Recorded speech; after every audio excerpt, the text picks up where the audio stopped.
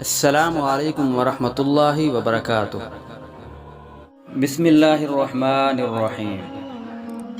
عمرو بن میمون اودی رحمۃ اللہ علیہ بیان کرتے ہیں، رسول اللہ صلی اللہ علیہ وآلہ وسلم نے ایک آدمی کو نصیحت کرتے ہوئے فرمایا، 5 چیزوں کو 5 چیزوں سے پہلے غنیمت سمجھو،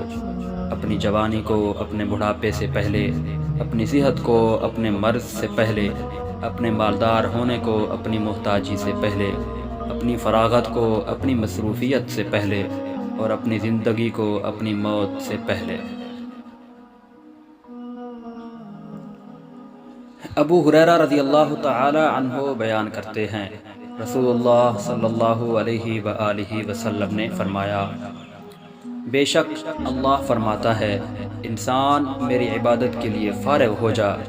میں تیرے دل کو مالداری یعنی قناعت سے بھر دوں گا،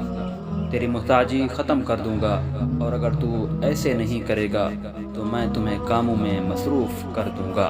اور تیری محتاجی ختم نہیں کروں گا۔